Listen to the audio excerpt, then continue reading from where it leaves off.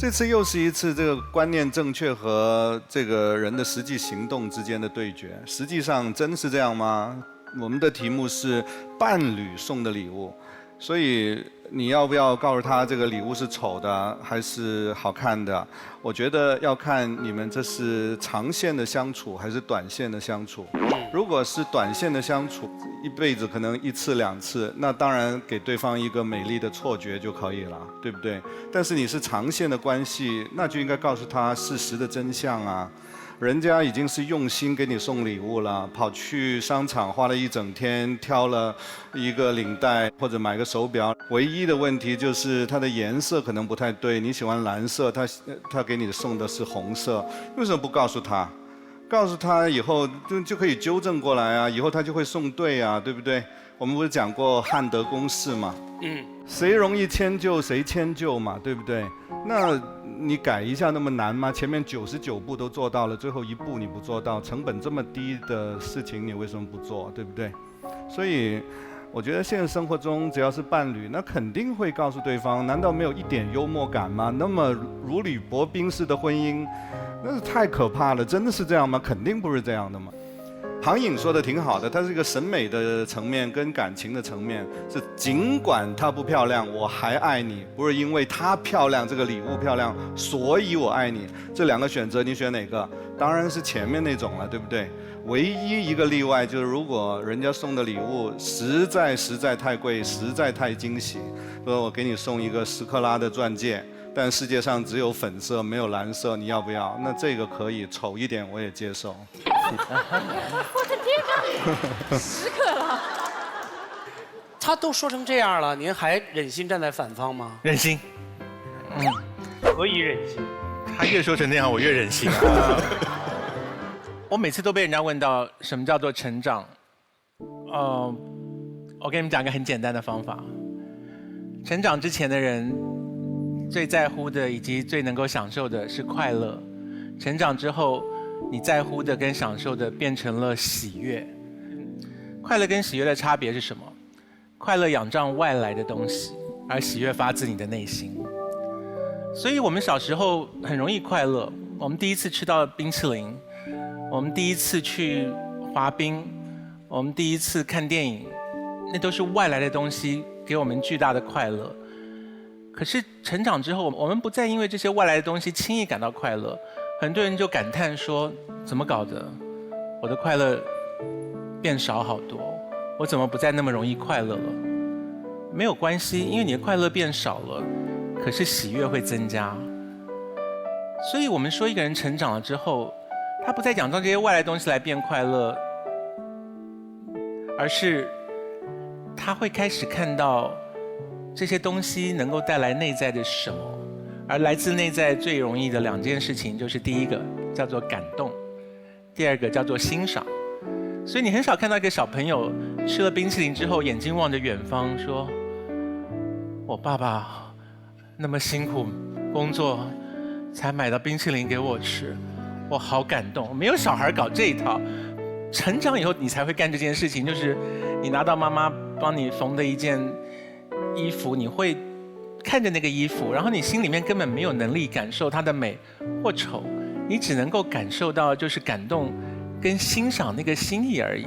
所以成长之后的喜悦来自内在，你会对于外在的依赖越来越少，这就是成长的力量。就喜悦的力量，喜悦的持久远超过快乐。所以今天的这件事情讲的就是这个东西，就是送给你礼物的时候，如果你需要那个礼物的刺激才感觉到快乐，那表示你是个孩子。然后当你看到那个礼物的时候，你会开始感动于那个送礼的那心意，然后欣赏这个礼物是因什么原因而到达你的手中，那时候你就会感觉到喜悦。那个时候你的脑子里面不会有这个东西丑不丑，因为你根本不在乎这件事情了。我不知道蔡老师在说什么，但是他那声音在我耳边回荡，很美。你肯定没有，你不知道蔡老师在说什么。那康永哥，你知道教授在说什么吗？啊，我知道啊，他就是在说他还是很在乎美跟丑这件事情啊，所以如果一个丑陋的声音回到在他耳边，他就听不进去，他是这个意思。然后我觉得他还有另外一个意思，就是他今天变得很活跃，因为他就是很想要在周冬雨面前表现。对，今天话密。他都要跳起来了，天天。你看你们两个反方的人，为了立场无所不用其极，比科学家看见真理还要激动。来，我们先问一下真理本身是怎么想这件事儿的啊？冬雨，你目前还是反方观点吗？对，反方。你说说为什么还是在反方？我跟你观点不一样，我一会儿说说我为什么我在正方。你先说。我比较同意那个康永老师的观点啊，可能对。这样就伤了赵峰的心。没有，不会。我觉得美和丑对我来说都不太重要，重要的就是心意。我就是我可不知道是没见过世面，还是因为没到年龄。我是觉得又刺激又感动，每次收到礼物，因为我觉得那是一份心意。所以我不会说什么太丑了怎么样的，我因为感动和刺激已经把我的心都填满了。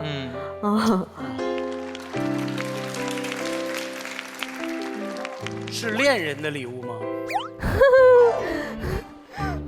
你们这个节目怎么这么多坑还？什么叫还这么多坑？他一直这么多坑啊！没有。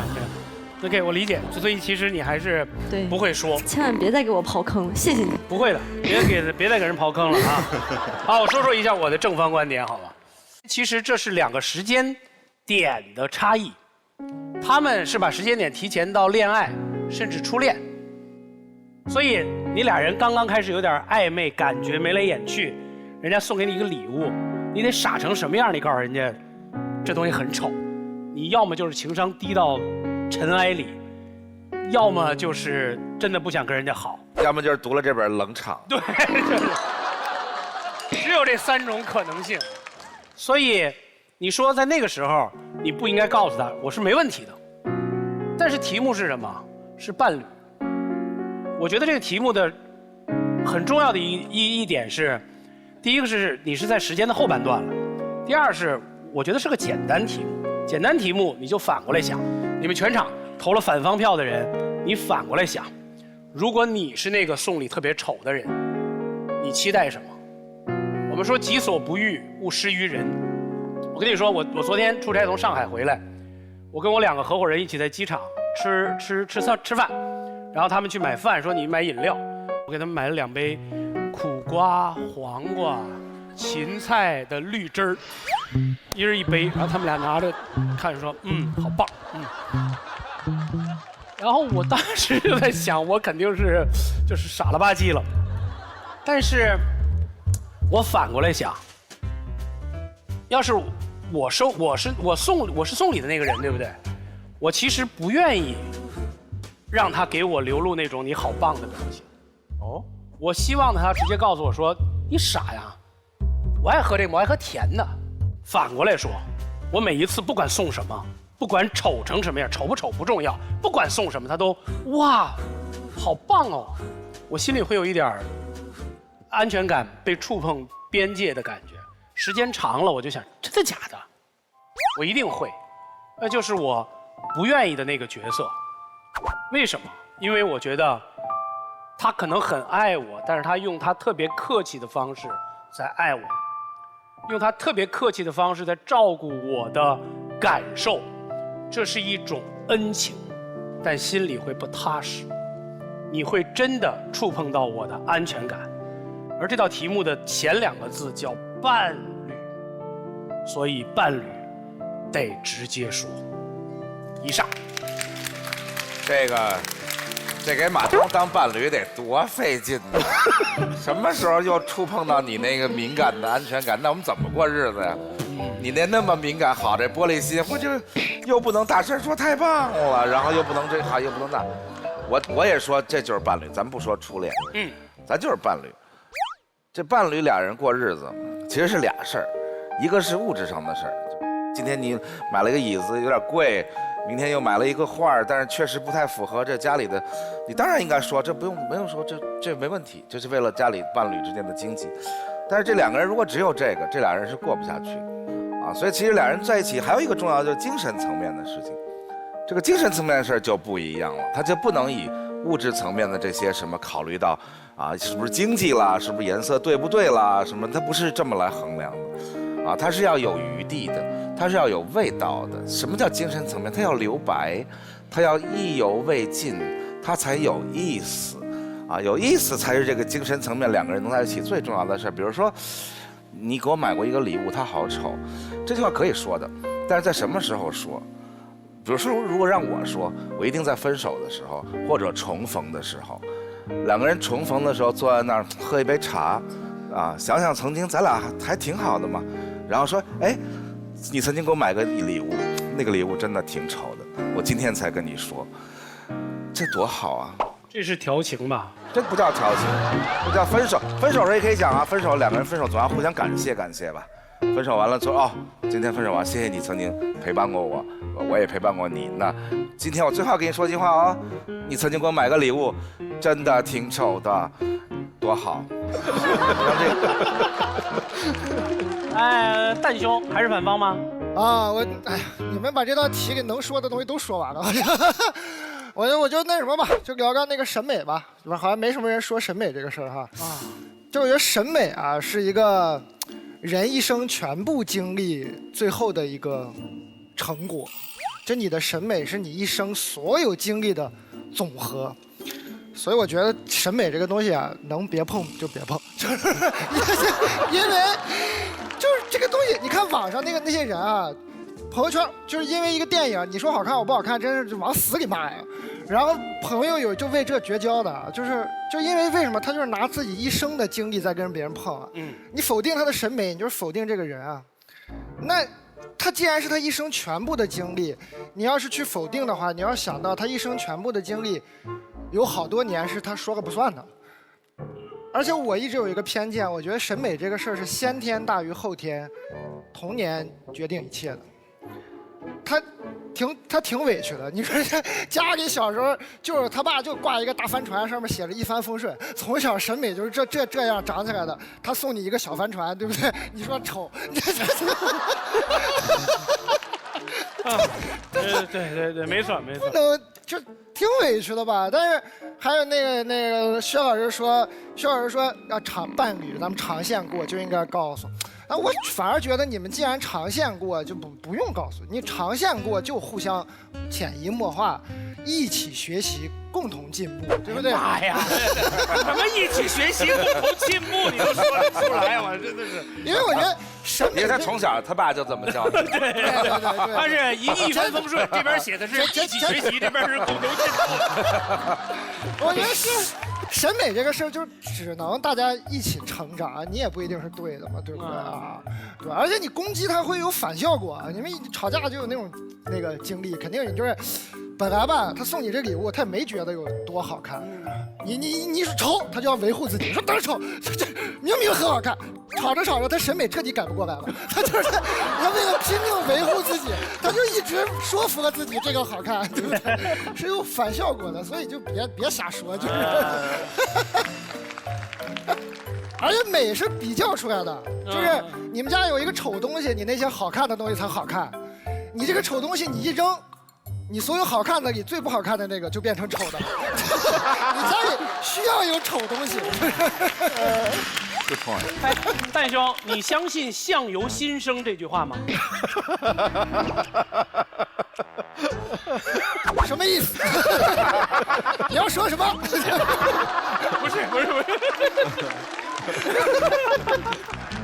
不是，我的意思，我特别欣赏一句话，说人40岁之前，你的长相是父母给的，你还没到40嘛。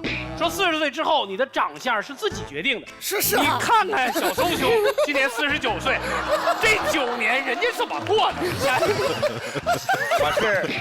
我是这么决定的，就是我决定老天对我实在太好了，这一生，所以我决定还给老天点东西。一个人不能太贪婪，咱曾经帅过就够了嘛，是吧？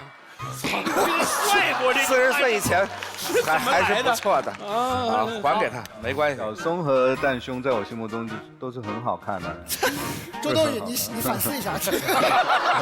刚才他也说你美了。觉得只有冬天可以下雨，剩下时候下雨都不叫做雨的蔡康永。大家好，我是薛兆丰。今天的女神让我觉得有点面熟。哎，什么意思？什么意思？就是以前来的女神你都不面熟，没见过，都没见过。啊这个你见过？也没见过。怎么会面熟呢？但是我在网上查了一下。你要查一下，你才知道她是谁。啊，对啊。我们下期女神是谁呀？是歌星还是？好，下面小松兄。今天的女神让我觉得你是便秘还是德艺双馨？因为她不但是我的那个《同桌的你》的女主角，对，我们俩还一起合作过一部电影叫《喜欢你》。你们俩有对手戏吗？有，我正在跟金城武吵架，他从远处跑过去了。小松，你是不是对于对手戏这件事有什么误会？马东他要炫耀是他跟金城武有对手戏，哦，他没有在乎别人。是金城武吐了的那一场。忘词儿了好几回。来，让我们掌声有请今天女神周冬雨。好可爱啊！其实今天周冬雨来是令我特别欣慰的。为了能够请到冬雨，其实花了很长的时间，跟他们的团队来沟通。为这个，昨天晚上我现推了林志玲，今天早晨推了高圆圆，上场之前刚推了王菲，才请到了周冬雨。我的天哪！你这节目是不打算做下一季了？会播出去吗？对，周冬雨怎么这么难请呢？为什么？他们好像说你犹豫了很久。对，因为我不会说话，我平时话特别少，而我一说话就砸锅。我曾经因为情商太低，然后不太会说话，然后就被全网黑。然后那个时候，我忘了谁送了我一本《说话之道》，所以老师你又出新的了是吗？你把情商课也送我一套吧，我觉得我需要。谢谢你。可是虽然看起来对你的人生没有什么帮助，可是还是会送给你。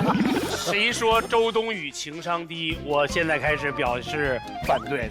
你看刚才这个有礼貌了，轻描淡写之间就把康永哥那个课程带出来了。蛋兄的开场白叫什么呀？那就别开场白，我就打个广告吧啊！新书啊，12月卖，12月。哎，你们觉得《奇葩说》是一个什么节目？为什么每一个人都夹带私货，把自己的广告拿出来？是啊，这个蛋总的书名叫做什么？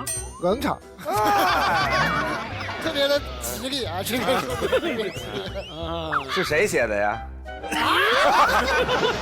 然后你看高晓松的这种夹带私货，就是这种小书馆。哎，我这公益的啊，我这是为公益做宣传，这是纯粹免费的。那周冬雨要夹带什么呢？没有，我今天就是来见识见识、学习学习，因为他们说这儿有全国最会说话的奇葩们。你读过薛兆丰教授的课程吗？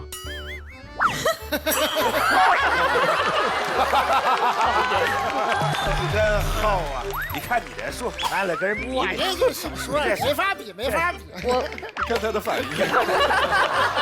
这个经济学我看不懂。没关系。我怎么觉得周冬雨刚才表情像看到蟑螂一样？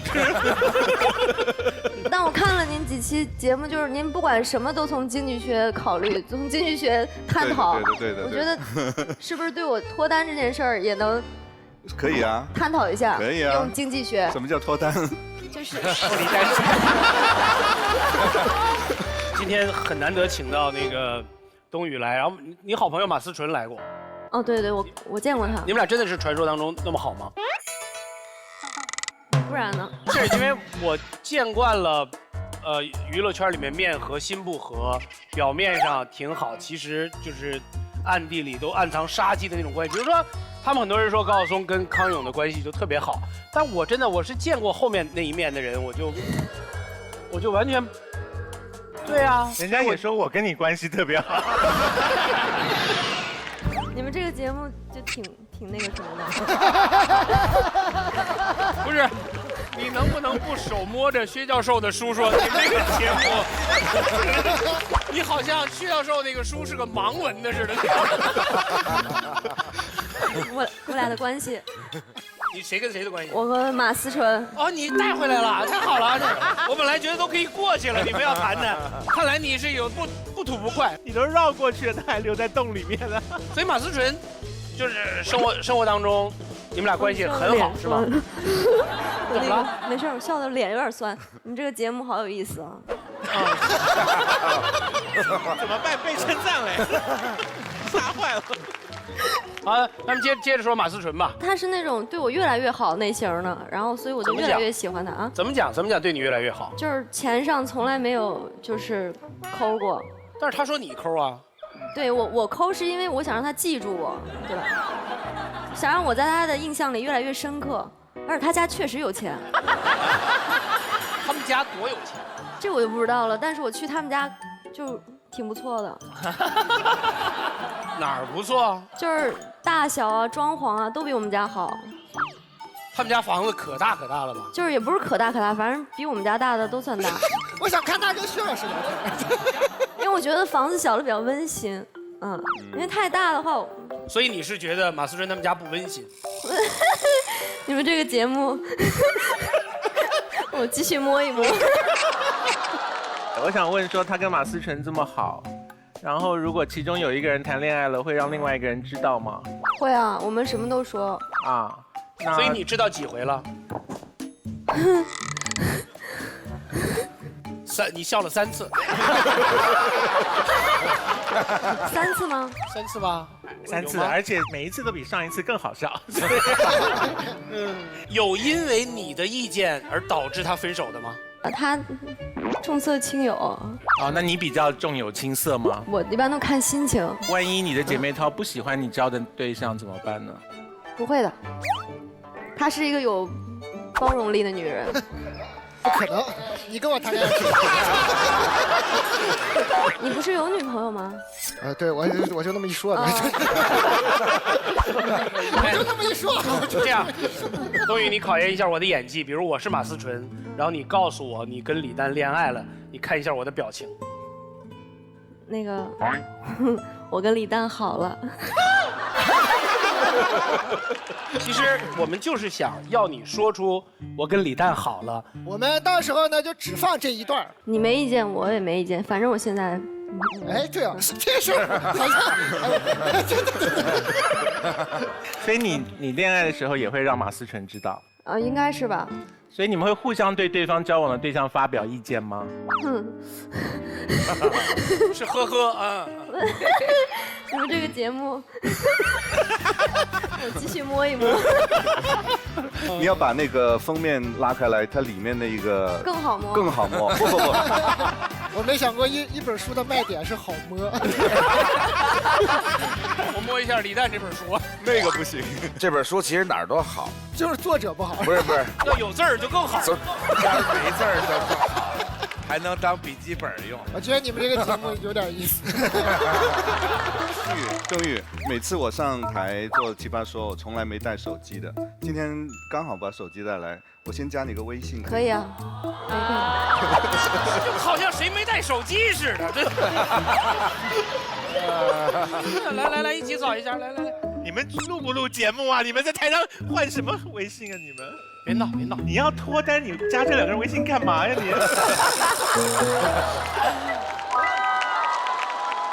因为一些众所周知的原因，我们有一些选手很遗憾，但必须被退出这个比赛，所以我们有几位选手替补他们回到了现场。看到沈玉琳还在啊？还在。你怎么可能还在？这就是我厉害的地方了。玉琳兄撑到今天了，有后悔来参加吗？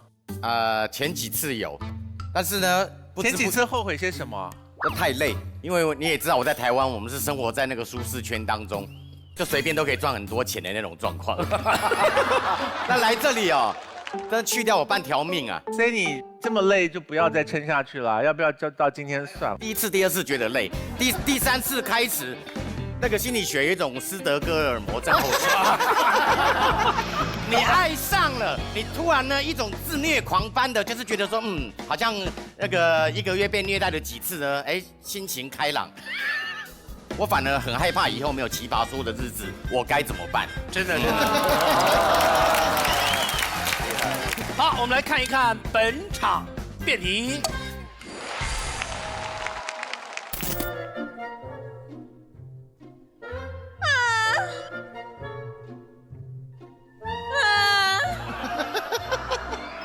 你干嘛？你生病啦？不是，既然你问，我就告诉你了吧。秋秋，哦，我男朋友蛋蛋啊，前2天在我过生日的时候送了我一个包，蛋中牛，一个理工男爆款电脑包。他还送了我一个相框以及一只鸟。你看这什么啊？他还和我说，这个鸟是康永哥的同款。我觉得样子很像，只是颜色不太一样。我没想到，李诞他怎么审美这么奇葩？我也没想到，你想啊，我们蛋蛋能挑上我，他的审美该多好啊，是吧？可是他现在审美怎么回事？虽然他每次都很用心的去挑，可是每次啊，他都挑战我的审美底线，而且我还不敢告诉他。我觉得你一定要说，这合适吗？说到这儿，我告诉你个秘密好不好？好啊。你知道我和冬雨是怎么谈恋爱的吗？喂，你说冬雨是金马影后周冬雨吗？没错，我说的就是美若天仙的周冬雨。哟，啊？你怎么喜欢她啊？怎么啦我？告诉你，我最讨厌她了。为什么？哎，这种肤白貌美、腰细腿长的，演技又好，刚刚一看，哦，还特别单纯。我的天哪，哪个女孩会喜欢她呀？谢谢你啊。我也经常送冬雨礼物，但是他不喜欢，他就当我面丢掉。我送他10个，他丢9个，剩下的那个还是他自己挑好，我来买单的。你这样没脸没皮的，跟我们蛋蛋不一样。我们蛋蛋是个诗人，他自尊心非常的强，你知道吧？所以呢？所以如果我跟他说他用心挑选的礼物我不喜欢的话，他该多伤心啊！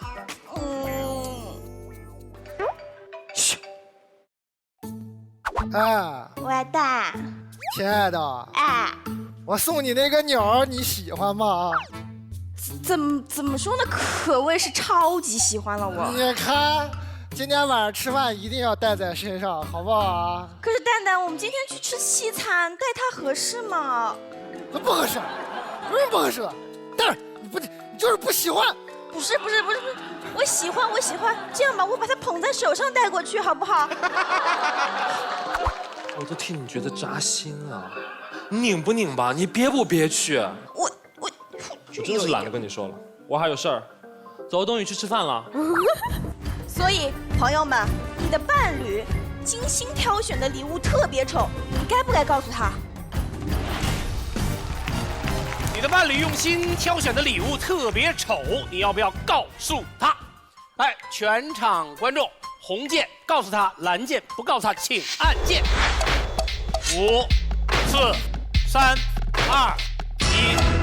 现场正方62，反方38，62个人告诉他，38个人不告诉他。来，我们请问一下各位导师，先从薛教授开始，告诉他吗？告诉啊，这都不能告诉，怎么谈恋爱？汉勇哥，这不是你真实的持方吧？我真实持方就是永远都不同意薛教授。那我也不告诉吧。哎呦，没想到你是这种人。就像我这种颜值，谈回恋爱多不容易。要饭的还嫌馊。我也不告诉。所以薛教授一个人告诉他，其他虚伪的人都选择没有啊，不告诉他。冬雨还没表态啊。谁准你叫她冬雨的？叫周小姐。所以薛教授，你的周小姐到底是什么持方呢？反比较多不告诉他，3个反，我也你也就反。你这伤了薛教授的心。伤了赵峰的心。你可以随大流。这一趴叫做冬雨伤了赵峰的心。叫冬雨兆丰年。好烦呐，有2个诗人在现场，真的。你为啥要把他们粘在一起啊？而且这一年就是一整年的。来，赵峰，我陪一下你。好，谢谢。好，那我们看一看，正方是海天战队，反方是很想红战队。我最爱的队友们，现在我们队好像还比得还不错啊，所以我们队现在呢面临的就是抢冠赛了。抢冠赛，对，所有队都不想打我们现在。不要说那个不敢好不好？不想，所有队都不要不想。再把我们队给搞得那种好像特别志得意满的样子。好的。那抢冠赛是我们打海天嘛？对。那海天现在的阵容已经出来了，就是玉林哥、席瑞还有庞颖，我们还是盯人策略嘛。齐涵，你肯定是盯玉林哥了吧？对，我盯玉林哥，跟他打交道。对，那就席瑞、庞颖就是你跟我嘛。好，第一场非常重要，因为第一场如果赢了，我们会直接进入冠军赛，我们就会少打一场。那在这种只有2天的密集赛事的过程当中，多一点准备的时间是跟黄金一样宝贵。好，那如果这场比赛呢不小心因为杨奇涵输了的话啊，我们就没有，最有可能是因为我输，我压力好大。因为如果今天我们第一场输了的话，我们第二场80%的可能性会输，因为我们第二场真的准备得不太好，我们真是全力在准备第一场。潇潇、陈明、杨奇涵，哇，这个一棒比一棒强，就是我参赛以来遇到最强阵容。对手整体来说非常强，非常强，因为他们这么排兵布阵，就是为了总决赛和冠军的样子。庞颖是今天晚上的飞机才能到这儿，明天咱们一早就要比赛了。其实，我还蛮担心的。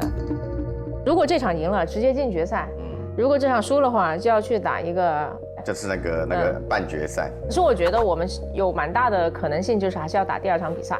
第一场我觉得我们的持方和论点都相当的充分，那我觉得就放手让大家去试试吧。然后第2场呢，其实于我们来讲很难，所以我觉得那一场我得去顶一下。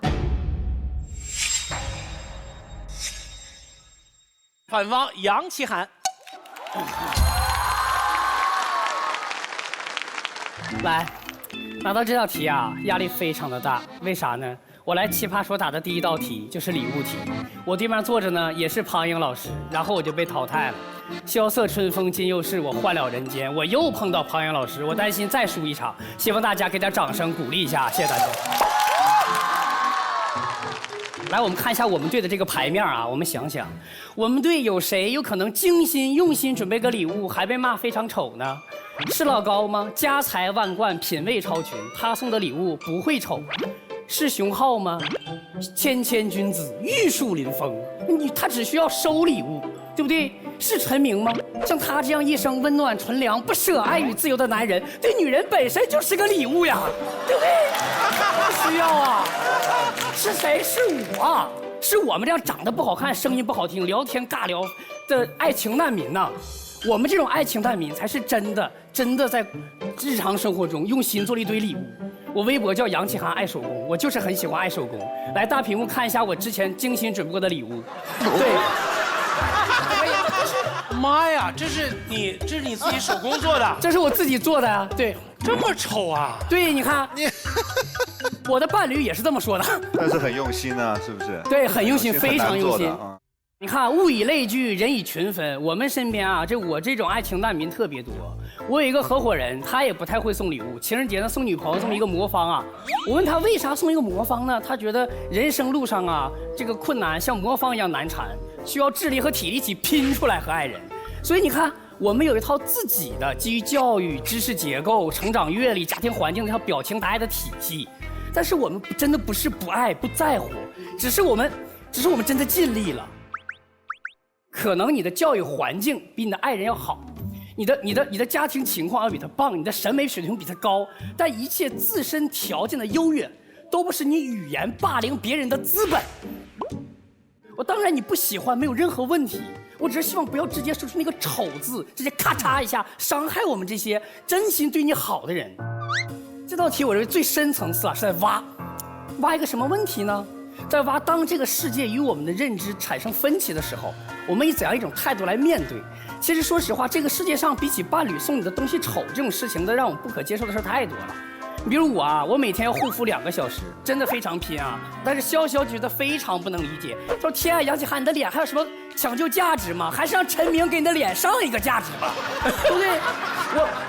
我也不能理解熊老师，你像这样的男神，为什么一直单身，一直单身，一直单身？熊老师，今天你能不能给你的粉丝们讲一讲，你到底是不想不敢，你还是不能不行了？啊，熊老师，我们为什么爱看《奇葩说》？因为他告诉我们世界那么大，你得来看看。他告诉我们对多元世界的尊重，对伴侣别样生活的体谅。被误解是表达者的宿命，爱奇葩说的人更应该明白，不随意误解是聆听者的本分。同样，被嫌弃是好伴侣的宿命，但是不随便嫌弃，同样也是一个好伴侣另一半的本分呀。所以礼物丑，不要说，不要说。最后，让我们一起去拥抱吧，拥抱我们伴侣，这个世界给我们带来的每一份礼物。在这一秒，它可能是一个非常丑陋的魔方，但是下一秒，它就会变成美味的巧克力豆啊！这是爱情的味道，这是生活的味道啊！多么拼，多么拼，杨老师。哎，他是什么？他是把都开始变魔术了，把魔方变成他那是个魔术道具，一拍就变成巧克力豆，开始。很棒，很棒，很棒，很棒！齐涵发言的过程当中，刚才我看他是得了2票，现在大到7票了，就说明在整个发言过程当中，至少有2个人听懂了他说什么。好，来，正方一辩，沈玉琳老师。杨启涵，算是这个冤家。他讲话有一种特殊的喜感，尤其他很认真、很拼命在讲的时候呢，他就会自然散发一种说不出的一种喜感。我还蛮喜欢他这样子的。伴侣用心准备的礼物，如果特别丑，该不该告诉他？当然要告诉他。那你不跟他说，你跟谁说？你跟邻居说吗？然后让邻居笑，这个点对。然后伴侣再从邻居那边得知说，哎呀，他说你礼物很丑，那不尴尬死了吗？从小到大，我们都被迫去接受我们不喜欢的礼物。我小时候，我爷爷每年都送我什么呢？洋娃娃，还要我把洋娃娃当自己的 baby 一样的照顾。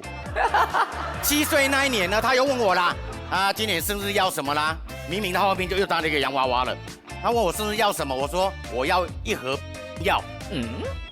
他大吃一惊，你男生你要什么药？我说爷爷，你还知道我是男生啊？我已经4个娃娃，4个 baby 了，我不想再要了。所以一直以来，我们都得要隐瞒自己的情绪。那没关系，因为对象是爷爷，我们认了，没关系。但是呢，我们在人生旅途上面好不容易找到真爱，找到一个可以真诚相待的一个伴侣，我还要跟他隐瞒我的真实情绪，那我甚至要开始怀疑人生了。怎么会这么苦啊？大家都说，哎呀，人家用心准备的，你就接受吧。这个话是不成立的啦。你今天看到一个要好的同学，他用心准备英文，但是明天要考数学啊，你要不要跟他说？你不跟他说，你不是害死他了吗？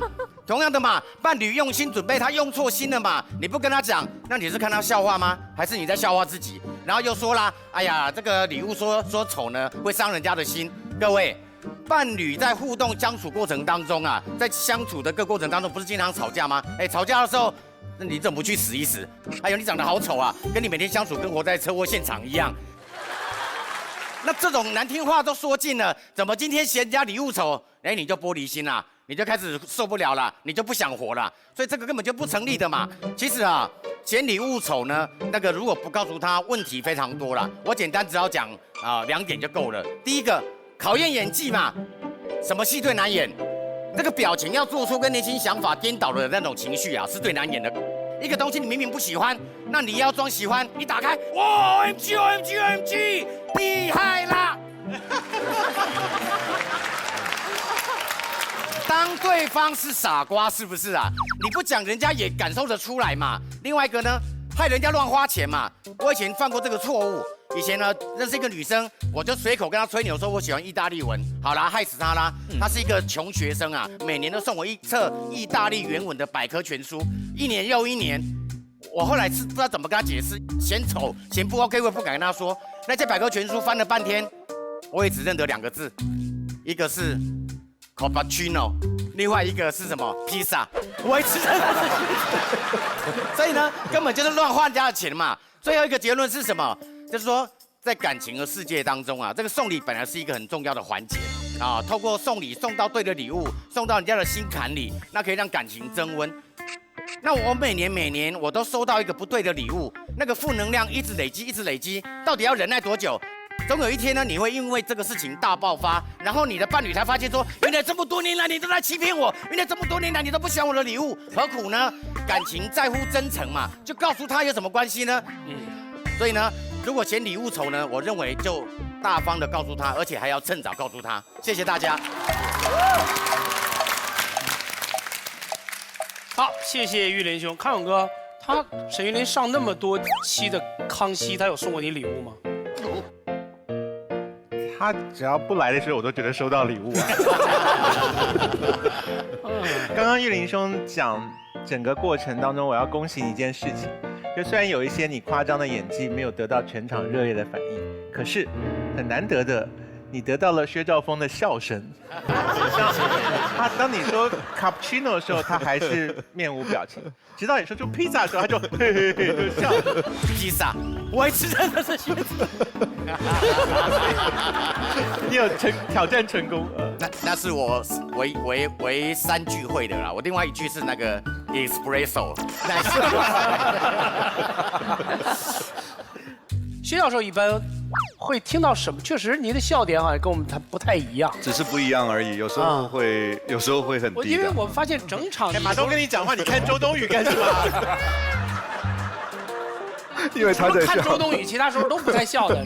对啊，所以请女生来很重要啊。哦。所以有女神在，玉林讲的笑话我也会笑。2位请开杠。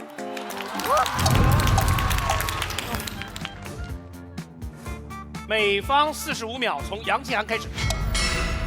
玉林哥是这样，刚刚玉林哥说我们说了很多话都伤害伴侣，我认为这些话都不应该说，爱情中这些话都不应该有，不仅是那不说这些话，到底有说什么话？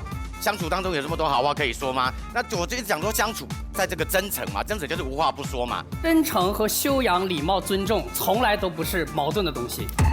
修养礼貌跟真诚这个沟通是同样的一件事情，就是因为有修养有礼貌才要真诚沟通啊，就是没有修养没礼貌的人才会整天在瞎说嘛，不喜欢还要说喜欢，喜欢要说不喜欢。真诚从来都是一个人的优秀品质，但是真诚基础上加了一层情商的话，会让你爱情更好。欢迎你去阅读康永哥情商课。真奇怪。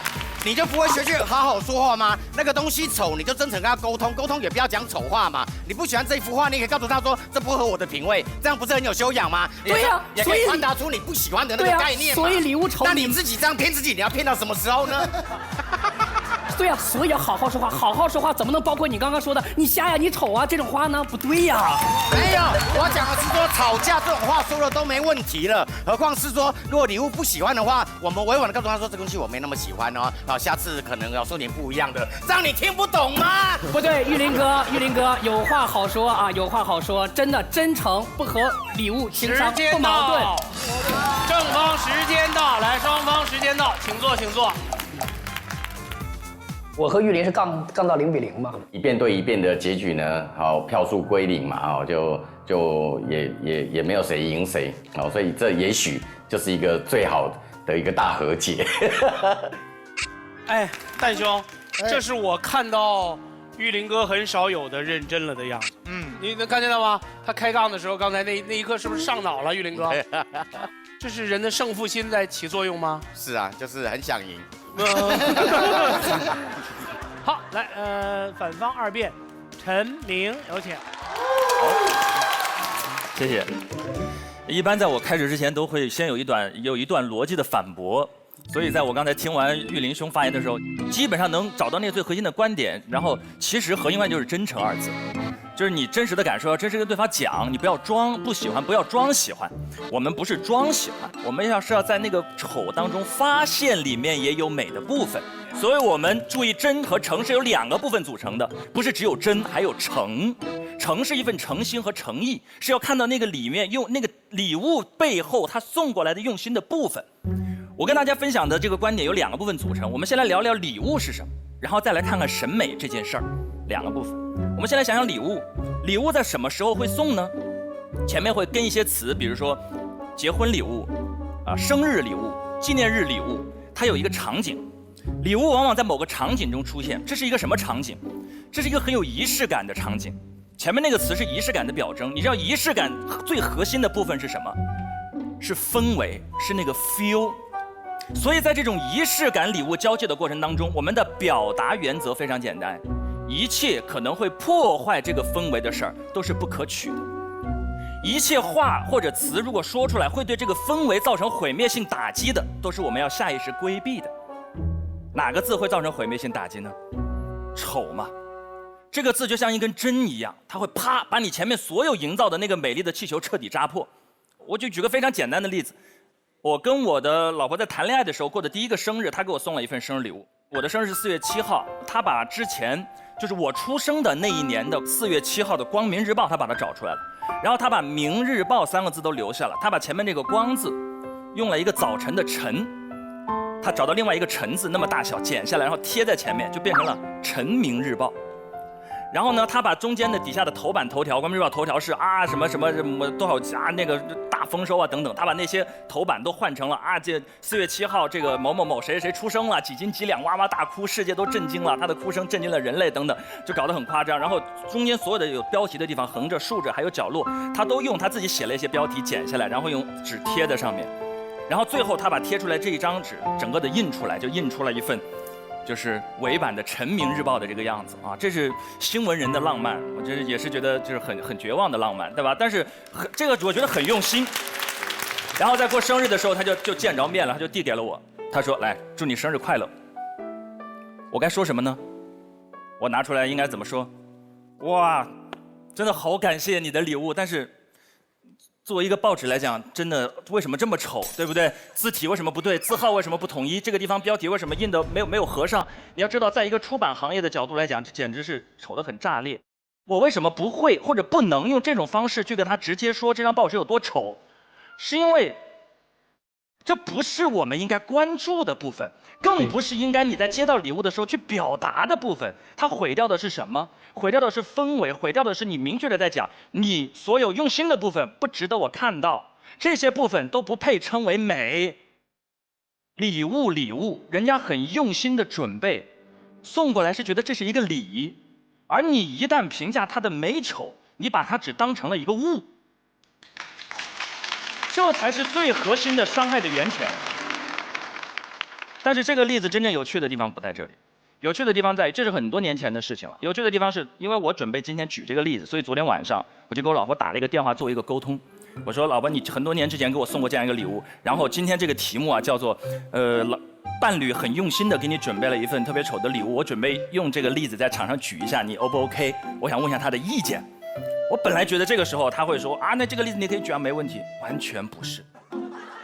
老婆第一反应就是说，你为什么要在这个题上举？这个题是伴侣很用心的准备了一份特别丑的礼物，哎，你真的觉得我当时给你送的那份报纸是特别丑的是吗？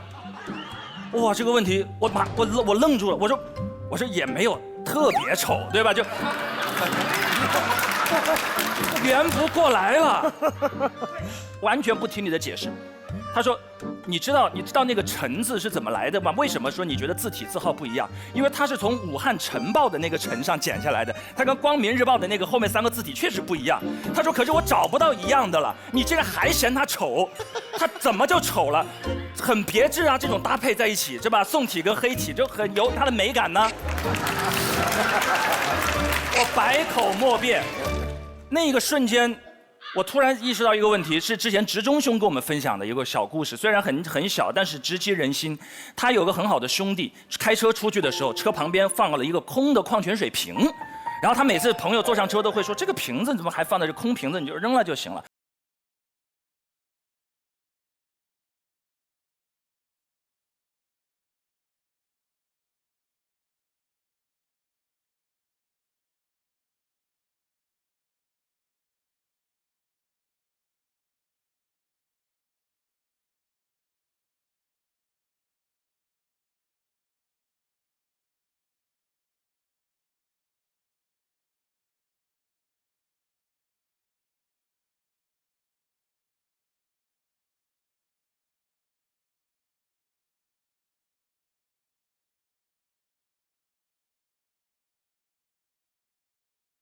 你到底有多爱那个对象？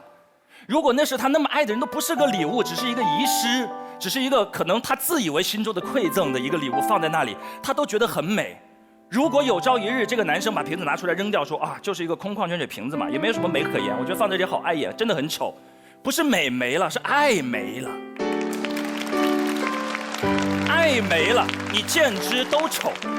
那个爱只要在，你看到这些哪怕不是礼物，何况还是一份用心准备的礼物。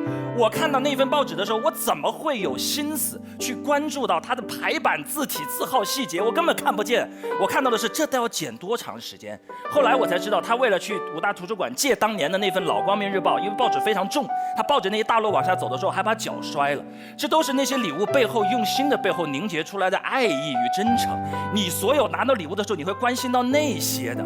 所以不是你要不要说，是你当你把这份说表达出来，你说哎呀，这个真的好丑。你知道你在表达什么吗？第一，我没有关注到你的用心，我只关注到美丑。第二，我还觉得我对美丑的审美是优于你对美丑的审美的，我的审美价值观是凌驾你的价值观之上的。你直接说出来的意味着你根本就不 care 听话者的感受。所以在接受那一方来讲，他接受到的观点根本就不是你觉得他丑，他接受的观点是你其实根本就没有那么爱我，否则你怎么会这么讲？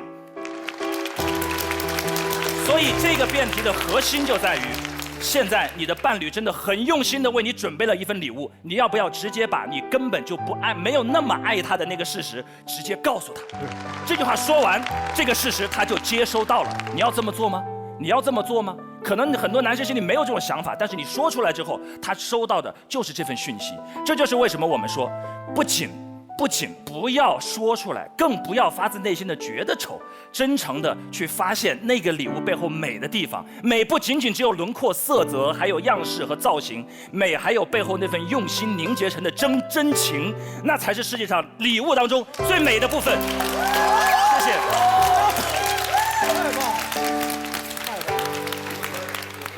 陈明，我想请问你刚才说的那个剪出来报纸是哪来的？是图书馆借回来剪的是吗？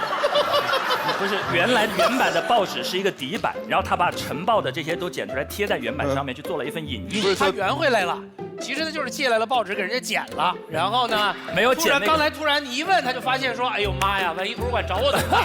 所以说就是影印的拉过来变成，他圆回来了，你就放过他了。OK， 好吧。这边来正方二辩，希瑞。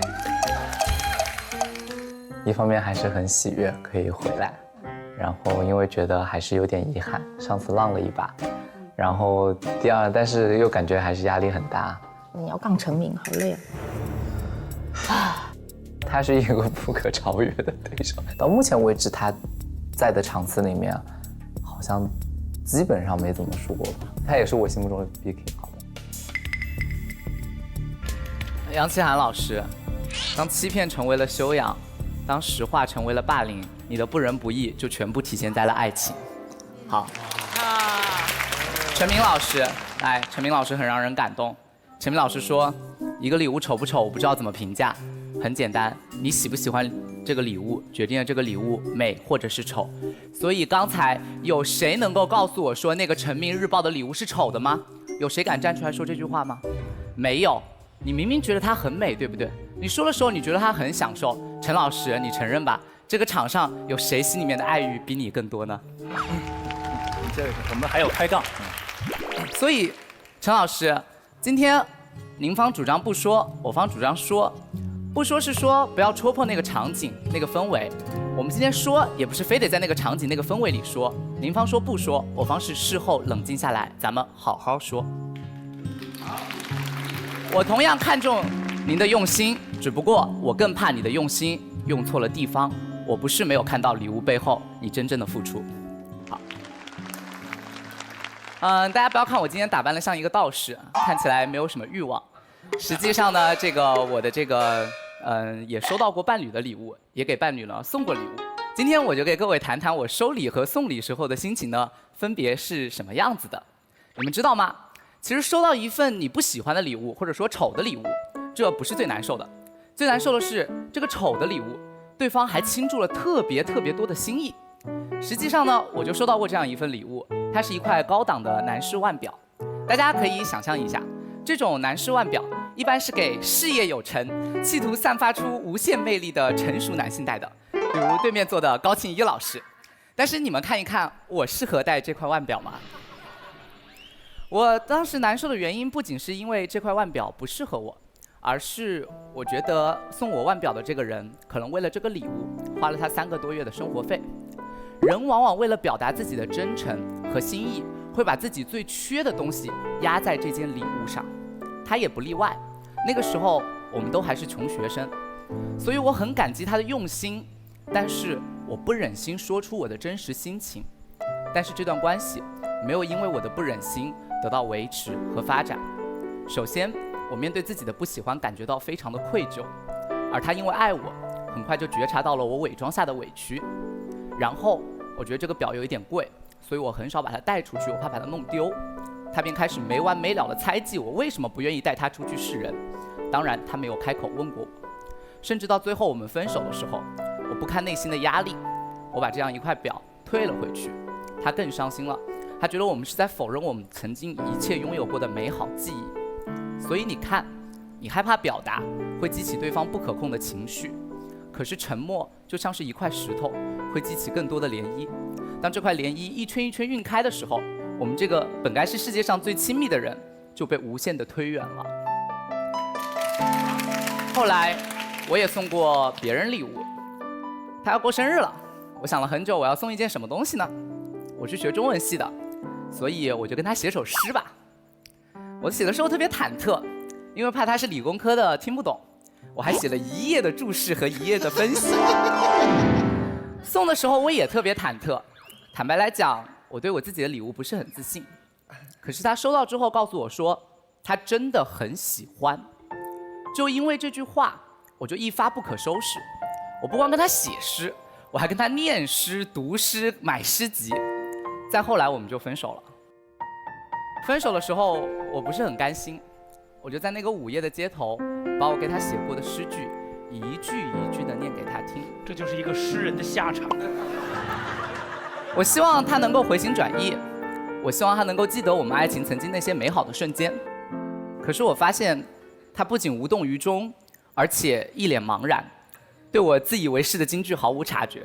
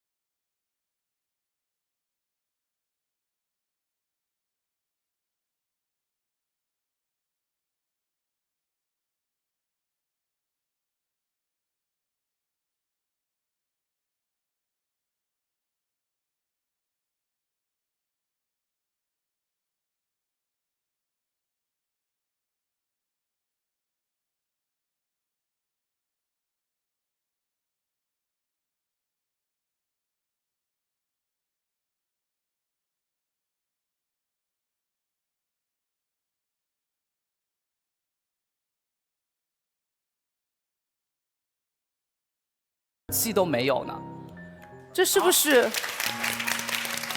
我们的自傲啊？这是不是我们对伴侣的不信任啊？我们害怕告诉对方，是因为我们预设了对方会受伤，对方很脆弱。实际上，或许我们根本不害怕伤害对方，我们害怕的是去面对和处理对方受伤后的那种情绪。所有在爱情里面害怕麻烦别人的人，其实都是在害怕别人麻烦自己。可是如果我们这么害怕麻烦彼此的话，为什么我们当初要用尽那么多力气去在一起？因为这个世界上那么多的人际关系，不都是一种麻烦、一种羁绊吗？在一段亲密关系里面，低层次的情感需求是要求被照顾，而高层次的情感需求应当是要求被看到。爱情里最好的伴侣应当是知己，所谓知己，就是知道自己。可是只有你说出来，我才能看到；只有我说出来，你才能知道啊。最后的最后，我想说一说，在所有你说我听的互动里，我们有点摩擦，有点失落，都是再正常不过的事情。所以别因噎废食，别过度焦虑，因为爱情从来都不是一场一锤定音的买卖，它应该是一种共同成长经历。而正因为如此，我相信，在爱情里面最好的礼物绝对不是隐忍，而是相信。好。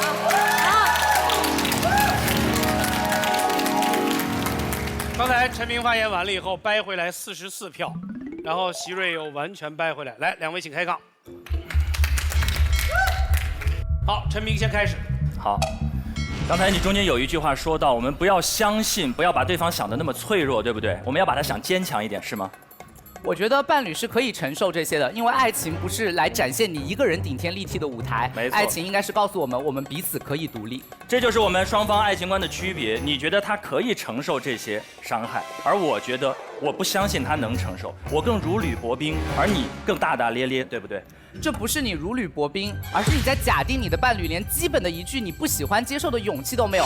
大家想一想，我们在现实生活中谨小慎微，到了台上来展现自己的无私伟大，然后把伴侣想得极不理性，这样的亲密关系是我们想要的亲密关系吗？不是把伴侣想得极不理性，是害怕哪怕一点点伤害都会伤害到他。这种爱情观你本身表示是不太能接受的，是吗？不是我不能接受，而是我认为爱情应当是两个成熟的个体，而不是你一个人替我大包大揽，然后把我展现得像一个傻子。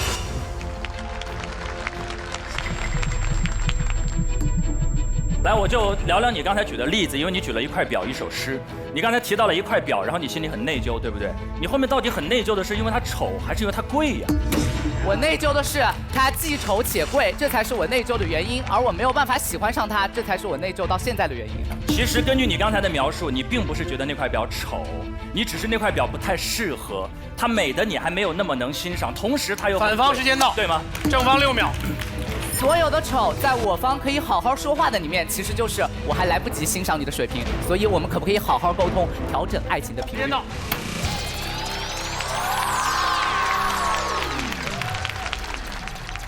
席瑞可以啊，目前正方领先5票。这可以，可以，可以。不错，不错，不错。可以。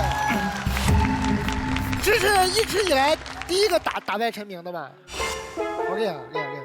席瑞今天表现得非常好，但是我对自己的开杠环节其实不是很满意，这是我自己需要反省的地方。好，这一次我觉得最大的惊喜和意外是席瑞，然后他一直是个挺谦虚的小孩，然后很多时候就默默的自己坐在那里，但是他在场上绽放的能量，我觉得不仅是我，很多人都没有想象到，对吧？就开杠赢了陈明，很优秀，很优秀。冬雨刚才谁能够就更加说服你？我觉得他说的时候，我觉得他说服了我；他说的时候，我也觉得他也说服了我。怎么你们？我觉得你们这个节目就是吧，不管怎么说都有理。哎，对，你是怎么发现的？真正能说服你的是你自己。只有经过反复的思考，才能形成自己的信念。你是不是说完了自己都不太信？你乐什么？哎，跟这样的人谈恋爱有意思吗？你觉得？我怎么觉得今天我坐在他们俩中间很碍事儿啊？就是要不要我把位置让给你？刚才陈明和席瑞两个人，你觉得咱们纯感性的说，谁更优秀一些，谁更好一些？这种问题。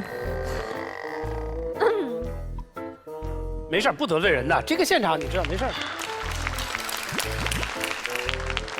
那陈明到底差在哪儿？他差在哪儿？对他得自己知道，对吧？我也觉得他差。就是你那句话特别好。对。啊！我走开，我走开。反方3辩，潇潇。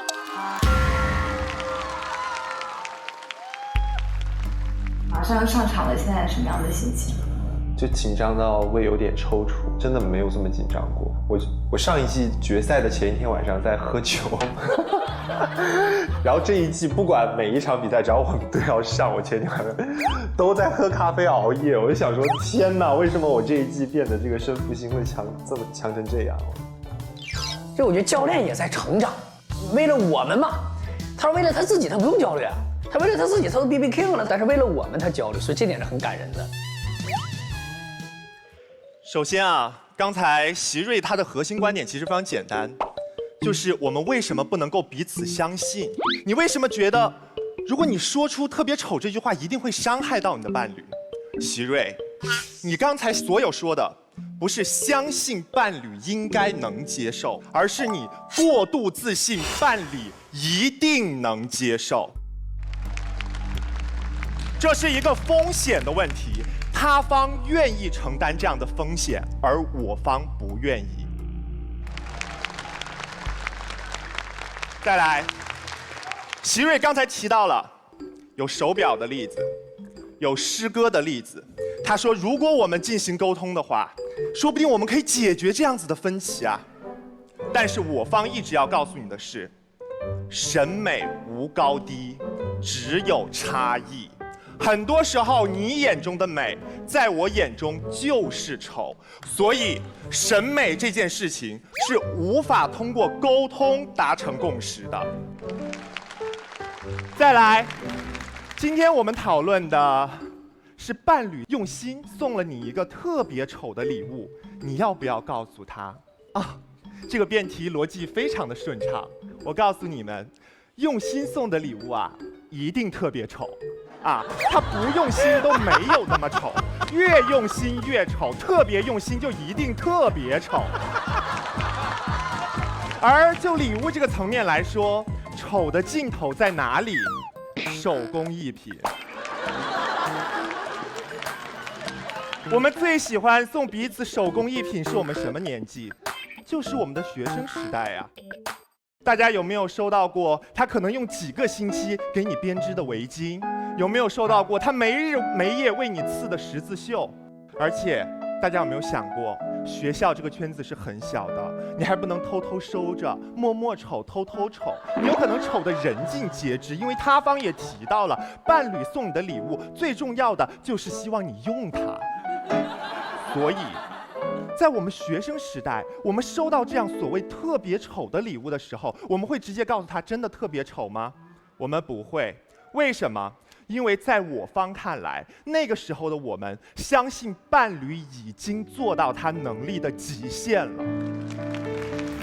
对，所以今天为什么我们收到一个伴侣用心送的特别丑的礼物，我们要说呢？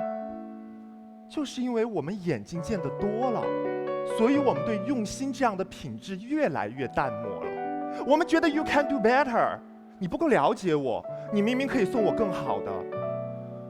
但是，在这个经济越来越发达、越来越迅猛的年代，大家难道没有发现用心的成本是越来越高了吗？我当然可以带你去高级的餐厅吃顿饭，但我也可以在家为你做一顿饭。我当然可以去商场里给你买一个包装精美的玩具，但我也可以像杨奇涵一样手工的为你做一个娃娃。所以不要说伴侣的用心不可贵。在我方看来，用心的礼物才是礼物，不用心的礼物都是任务。礼物的意义和价值在于哪里？一个是浪漫，一个是回忆。当浪漫被贴上特别丑、特别便宜、特别不实用的标签的时候，所有的浪漫都是浪费。大家看看今天我方的阵容，大家看杨奇涵这个德性，有一个女生愿意做他的伴侣，而且这个女生还愿意用心的送他一份礼物。哇哦，这个女生真的在积德哦。而杨奇涵，她竟然感觉到这个礼物特别丑，还想要告诉他，杨奇涵真的有点缺德哦。所以杨奇涵她不会告诉你，因为她不配。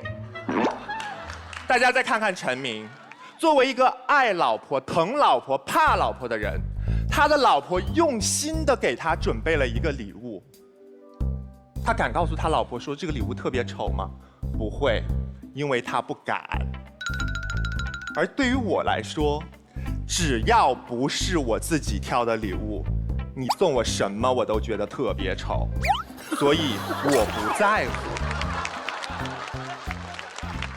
刚才席瑞说，判断一个礼物丑不丑，最重要的标准就是看你自己喜不喜欢。好，我现在告诉你，为什么我说我喜欢。他送我一份礼物，他能把这个礼物做得这么丑，是他的本事。而我能因为看到他的用心，忽略这个礼物的丑，那是我的能耐。用心永远不应该排在审美的后面。今天我方3个人，这道辩题就是我方的天然属性。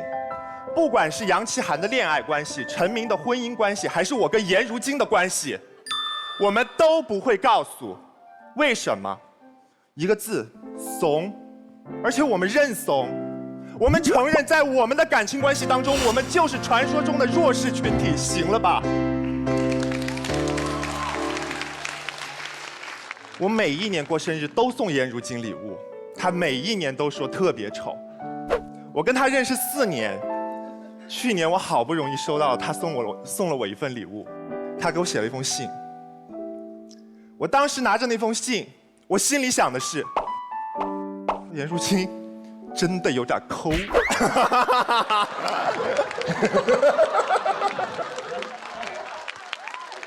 但是当我读完那封信，他记得他来北京，我们俩在一起的点点滴滴。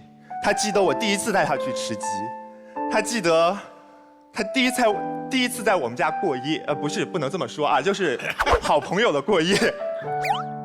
他记得我所有对他的好，就是寥寥无几，也没什么好忘的。我以为他不知道，看了那封信我才发现，原来他都知道。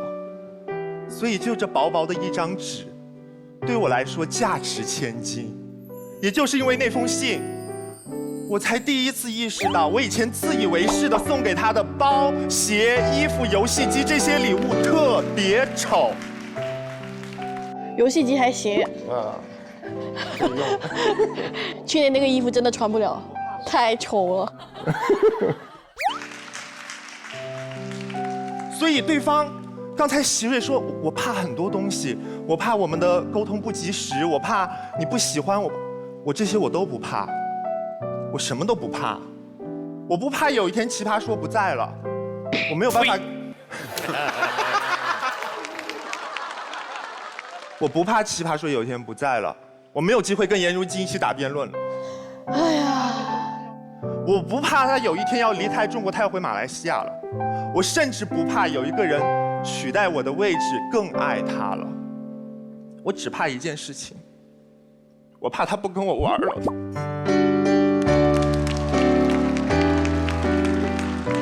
所以，今天我朋友告诉大家的是，我们作为弱势群体，我面对颜如晶的时候，你们看到的，我永远都在小心翼翼，我永远都在如履薄冰。孬种到连他送我的礼物特别丑这样的一句真话我都不敢说出口，但是我甘之如饴呀，我乐意呀。你们以为我们不说是在保护我们伴侣那颗脆弱的自尊心吗？不，我们不说是在保护在这段感情关系当中卑微的我们自己。这就是我方跟你方的不同，你方愿意承担风险，我方一点点，哪怕一点点风险我们都不愿意。哇，41票。潇潇其实他已经不是野路子，已经战术上各方面的把握，我觉得都很好。来，正方3辩，庞颖。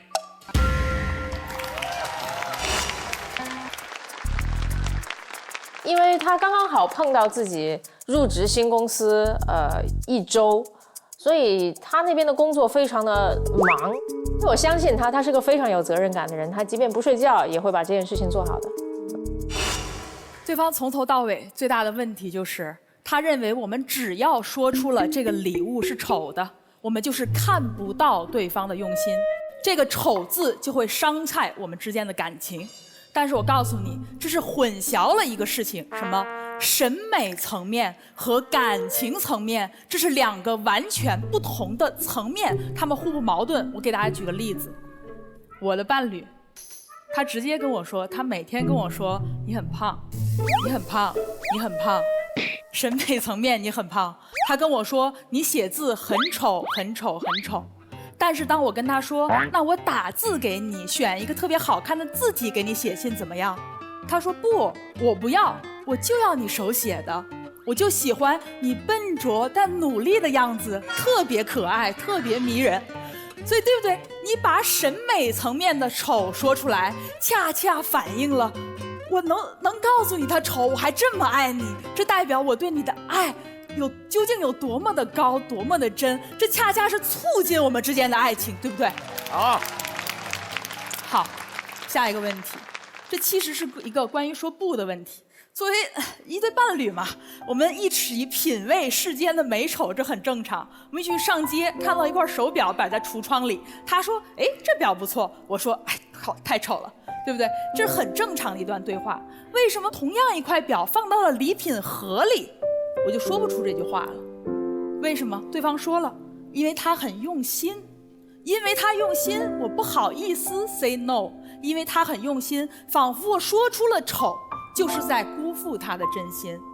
这是一种典型的情感绑架。只要别人对我们有所付出，我们就要心怀巨大的愧疚。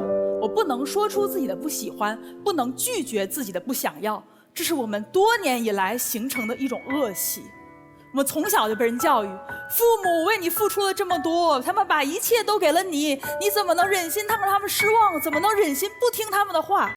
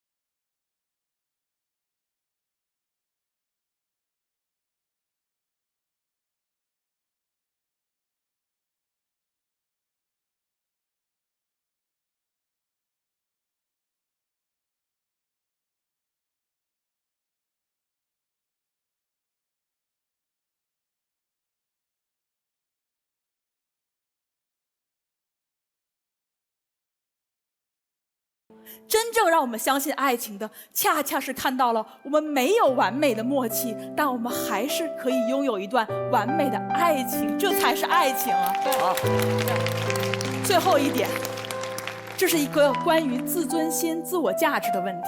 对方说他方不愿意承受去伤害对方的那一点小小的风险，对方有可能自尊心很强，有可能非常玻璃心。嘿，巧了，我就是玻璃心本心。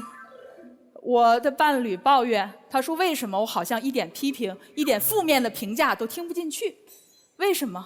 因为我太在乎他的想法，他一说什么东西，我就觉得他是不是在嫌弃我，是不是我在他心中的分数在降低？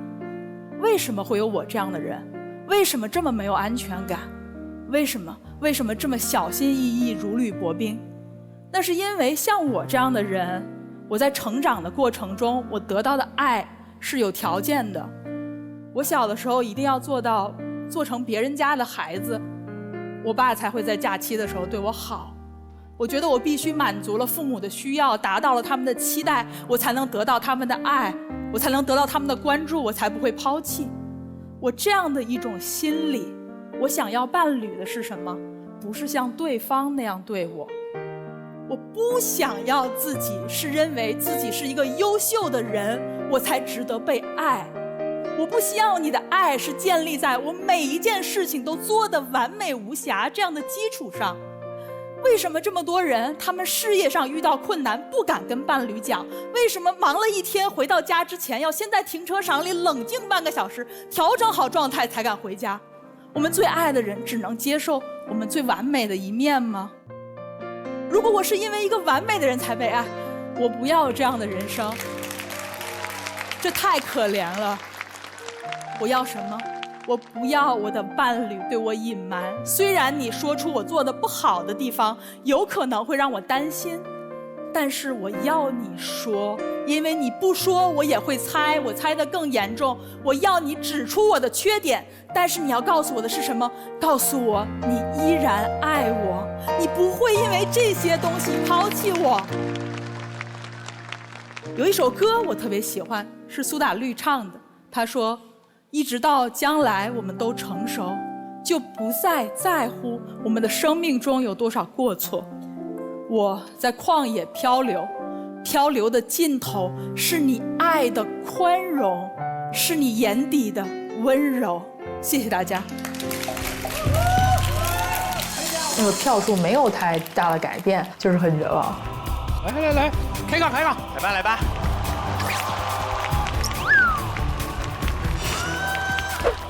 好，每个人45秒，从潇潇开始。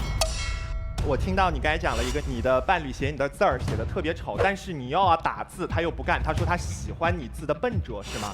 对，就是我觉得恰恰在审美层面否认了我，但他仍然爱我，表达了爱，这种爱更加的可贵。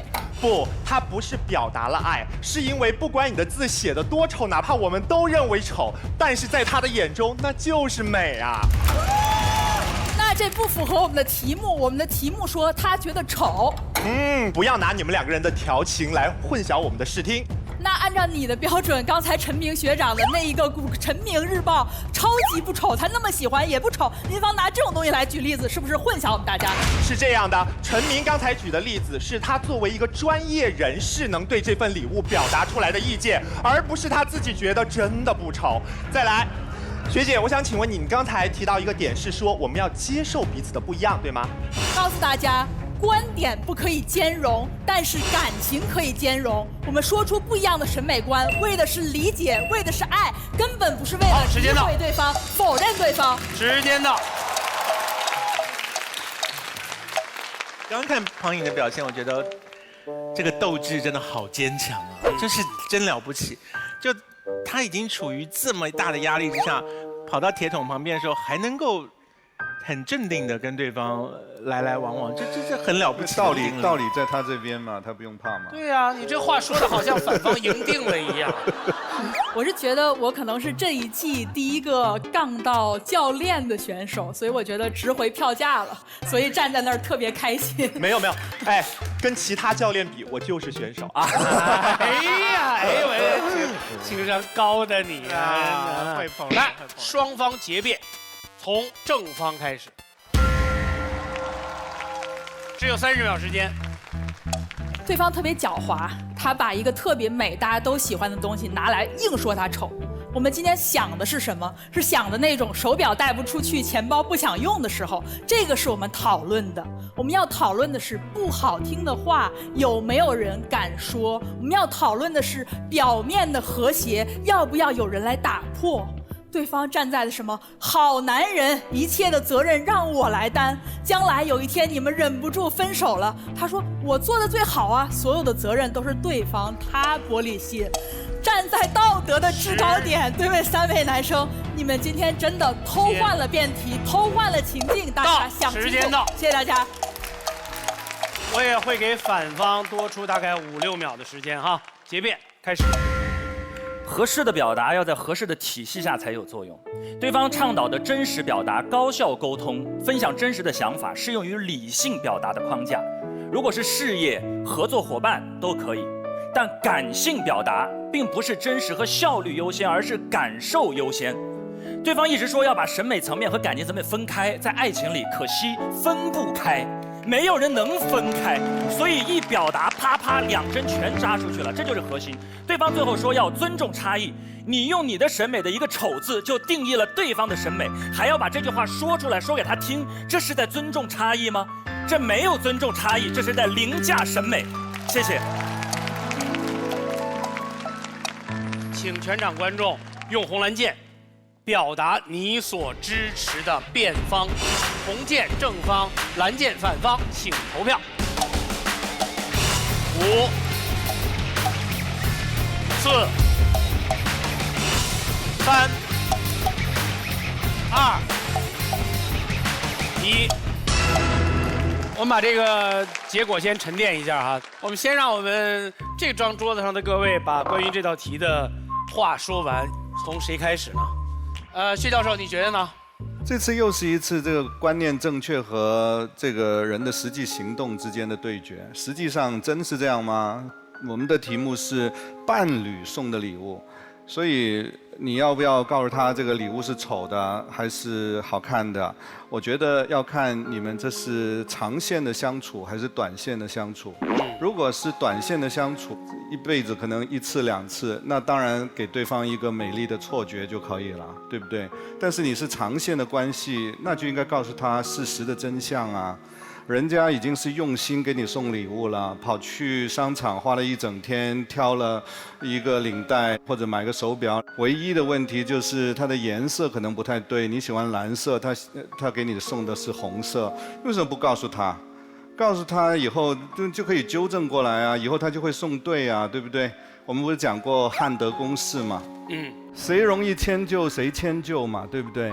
那你改一下那么难吗？前面99步都做到了，最后1步你不做到，成本这么低的事情你为什么不做，对不对？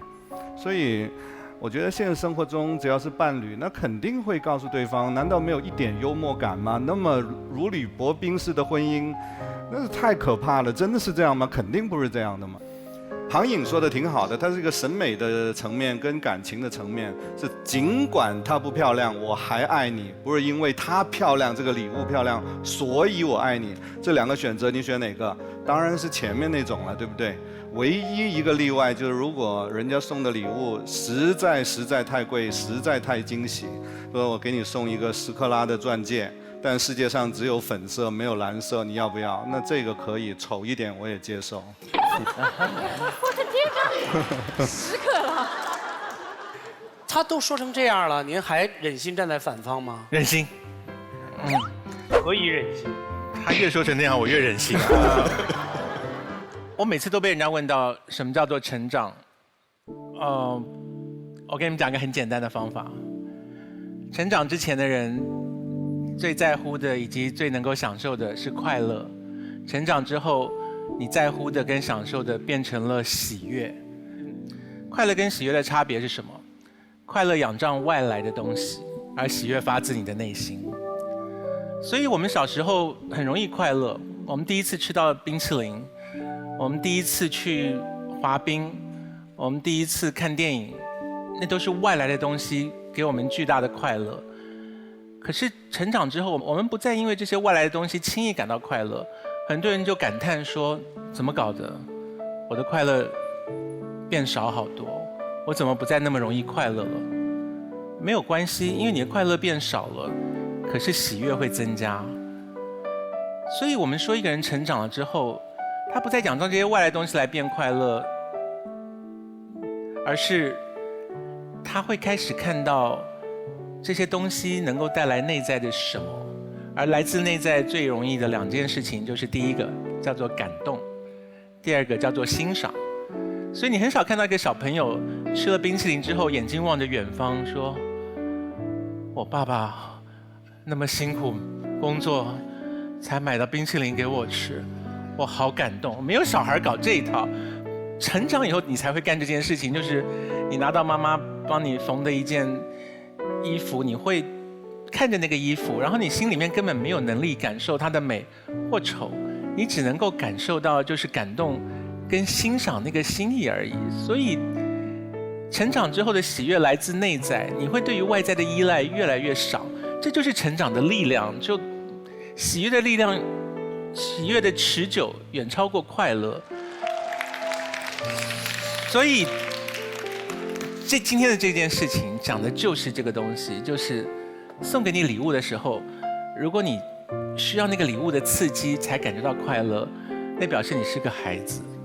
然后当你看到那个礼物的时候，你会开始感动于那个送礼的那心意，然后欣赏这个礼物是因什么原因而到达你的手中，那时候你就会感觉到喜悦。那个时候你的脑子里面不会有这个东西丑不丑，因为你根本不在乎这件事情了。我不知道蔡老师在说什么，但是他那声音在我耳边回荡，很美。你肯定没有，你不知道蔡老师在说什么。那康永哥，你知道教授在说什么吗？啊，我知道啊。他就是在说，他还是很在乎美跟丑这件事情啊。所以，如果一个丑陋的声音回荡在他耳边，他就听不进去。他是这个意思。然后，我觉得他还有另外一个意思，就是他今天变得很活跃，因为他就是很想要在周冬雨面前表现。对。今天话密。他都要跳起来了，天天。你看你们2个反方的人，为了立场无所不用其极，比科学家看见真理还要激动。来，我们先问一下真理本身是怎么想这件事儿的啊？冬雨，你目前还是反方观点吗？对，反方。你说说为什么还是在反方？我跟你观点不一样，我一会儿说说我为什么我在正方。你先说。我比较同意那个康永老师的观点啊，可能对。这样就伤了赵峰的心。没有，不会。我觉得美和丑对我来说都不太重要，重要的就是心意。我就是我不知道是没见过世面，还是因为没到年龄。我是觉得又刺激又感动，每次收到礼物，因为我觉得那是一份心意。所以我不会说什么太丑了怎么样的，我因为感动和刺激已经把我的心都填满了。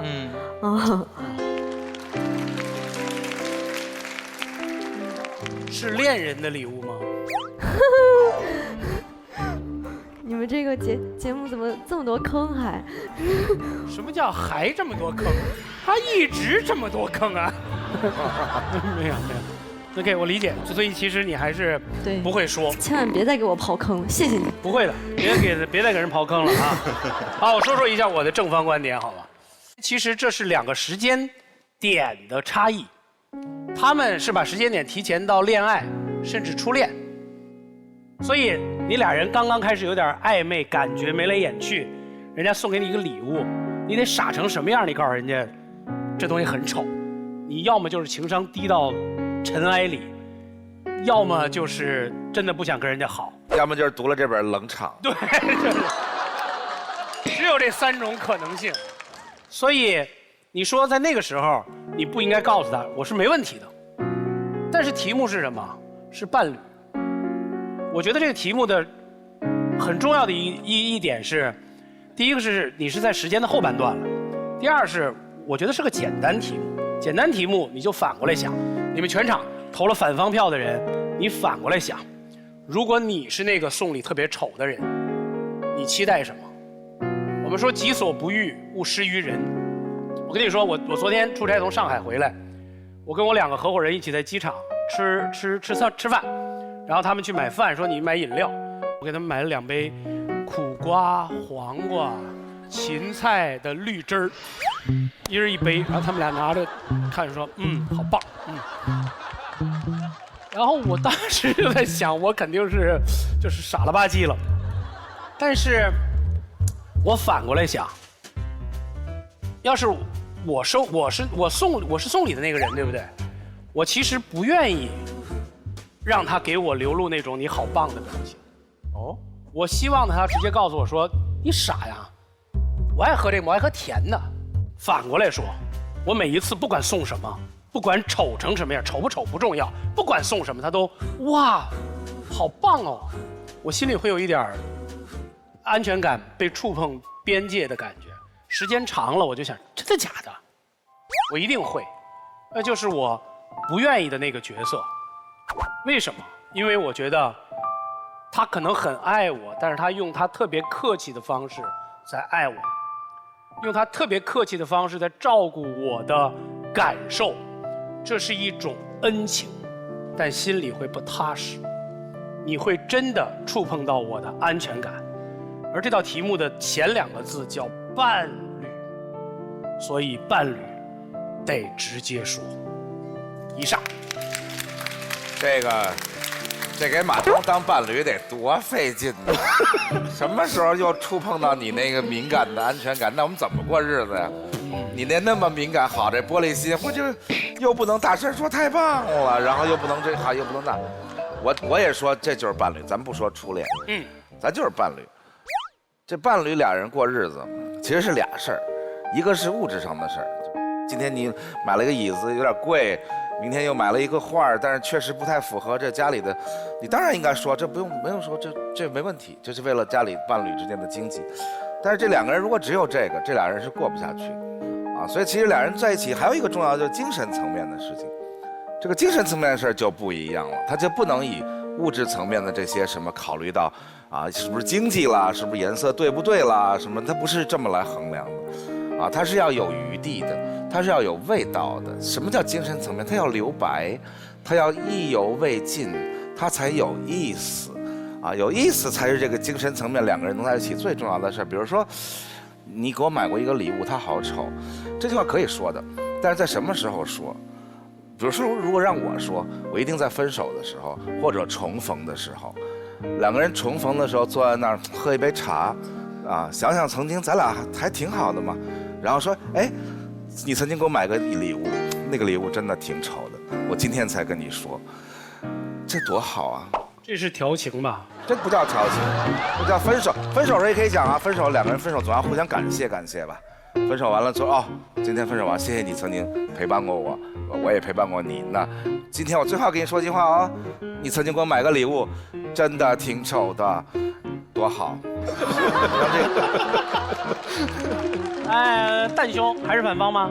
啊，你们把这道题给能说的东西都说完了，我就那什么吧，就聊聊那个审美吧，好像没什么人说审美这个事儿哈。啊，就我觉得审美啊是一个人一生全部经历最后的一个成果，就你的审美是你一生所有经历的总和。所以我觉得审美这个东西啊，能别碰就别碰，就是因为就是这个东西，你看网上那些人啊，朋友圈就是因为一个电影，你说好看我不好看，真是就往死里骂呀。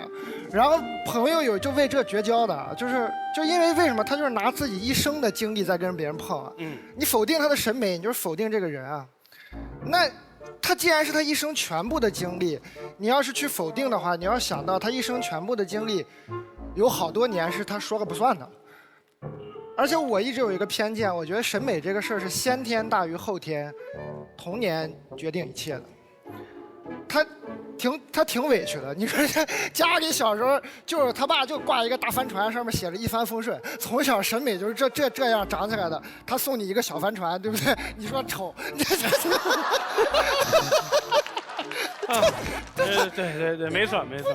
就挺委屈的吧，但是还有那个薛老师说要伴侣，咱们长线过就应该告诉。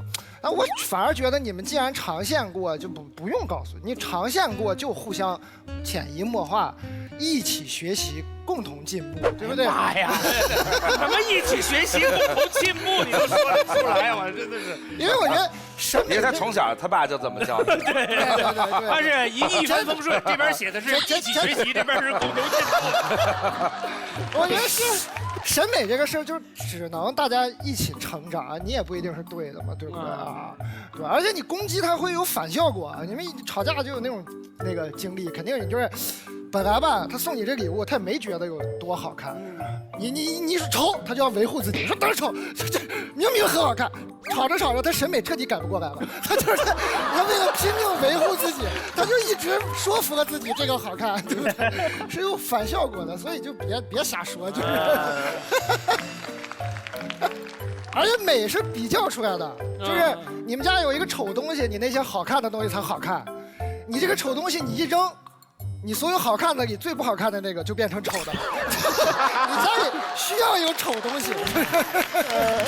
Good point。哎，蛋兄，你相信相由心生这句话吗？什么意思？你要说什么？不是。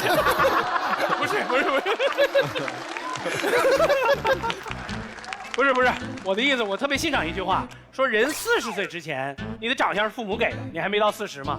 说40岁之后，你的长相是自己决定的。是啊。你看看小松兄，今年49岁，这9年人家怎么过的？我是这么决定的，是我决定老天对我实在太好了，这一生，所以我决定还给老天点东西。一个人不能太贪婪，咱曾经帅过就够了嘛，是吧？曾经帅过这40岁以前还是不错的啊，还给他没关系。小松和蛋兄在我心目中都是很好看的。周冬雨，你反思一下。刚才他也说你美来，这就是骂人的。好，来看一下最后的结果。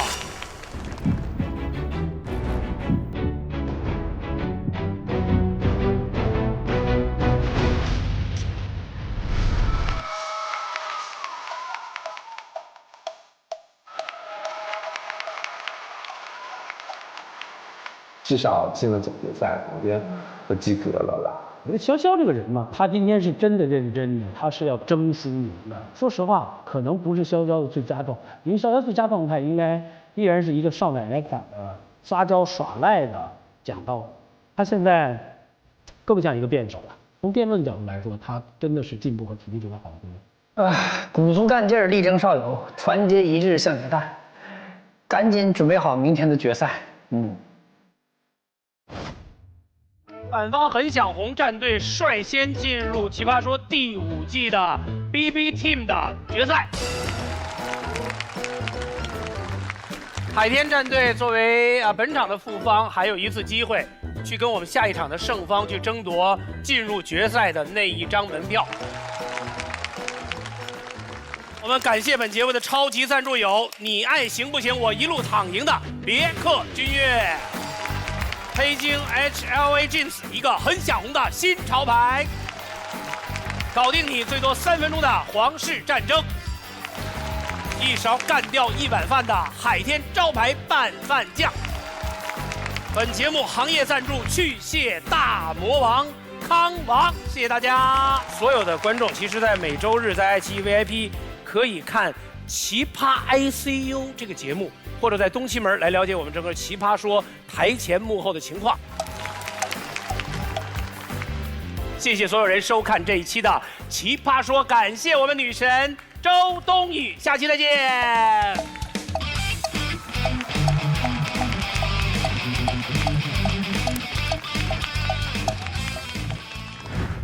你有收过什么印象深刻的礼物吗？有，是这样的，我呢的初恋，这个分手的时候，送了我2个丝线缠的小粽子，然后我就也没当回事儿，反正分手送我就搁在抽屉里，关键我抽屉里全是女生送的，全是女生送的写的情书送的礼物，我一大抽屉，然后还有芒果，你知道？然后就那芒果我也没见过呀。人说我爸爸是驻菲律宾的大使，所以那个你说粽子的事儿啊，粽子，这人要吹就吹起来了，真搂不住。是这样的啊，粽子啊 ，OK， 丝线缠的小粽子2个1双，一个蓝的，一个粉的。我就扔在那个，我上大学了，我得从四中搬到清华去，我就抽着抽屉，说这么多情书，然后就又看了一遍，觉得没搬上，然后呢就看了俩粽子，说这个粽子到底是怎么缠的？因为我学理工的嘛，我在想这个几何问题，我说这个粽子到底怎么才能缠成这种菱形的状态？我就拿个剪子去剪那个粽子，因为我想这个一剪开不就知道，结果一剪开发现里边是一纸壳儿叠的。我以为一直是拿丝线，结果外边缠丝线。结果一打开纸壳儿一看，上面写着“你为什么伤害他”。天哪！哇！好灵异啊！好灵异！你就可见我就招什么样的姑娘喜欢上了。我当时一看。他这女朋友是诸葛亮啊，就是他知道我锦囊妙计，对，他知道我一定会出于好奇去把那粽子给剪了啊。就后来过了一些年，等我拍第1部电影叫《那时花开》的时候，周迅他们演的，然后我剧本里专门写，我说这个树上啊挂着2个小丝线缠的粽子，就是因为这儿来的。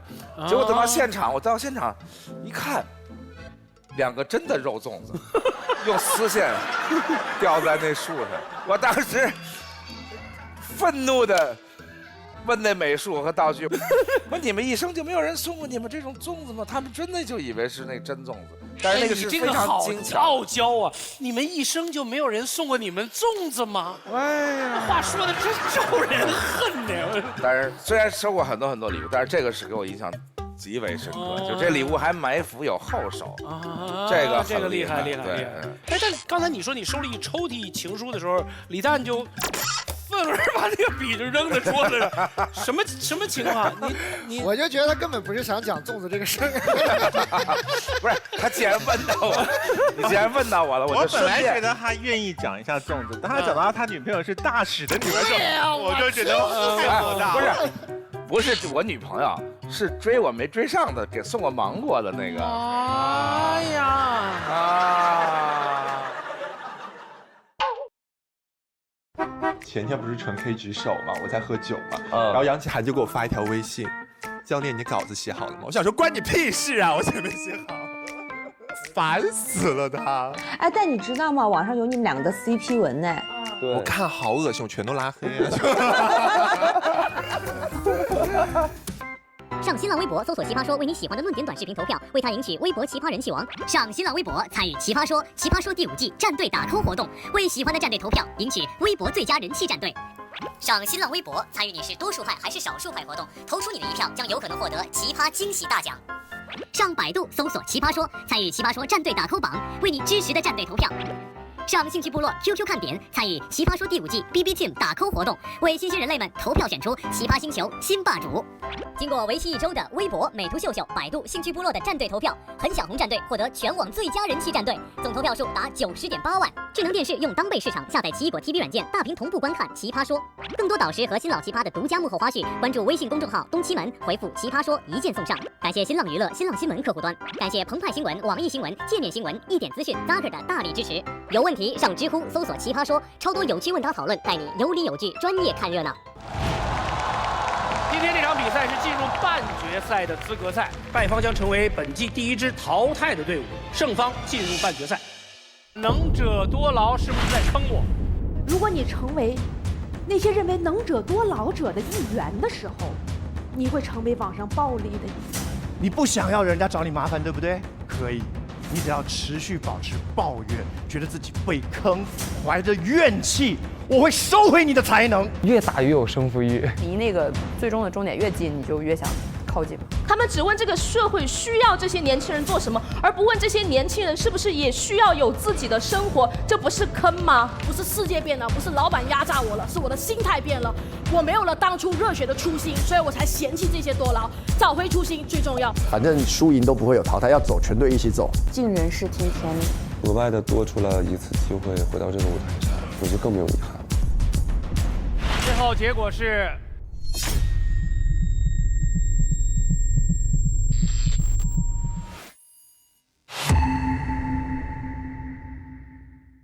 关注微博复书，和200万人一起升级生活认知，比稿300万新知识青年的精神沉淀场。下载樊登读书，45分钟吸收一本好书精华。金主爸爸都爱投的公众号白日做梦，微信搜索万星人，工作学习我不管，只管吃瓜看片，哈哈哈。微信关注唐导鸭，更懂手机与科技，有问题上知乎。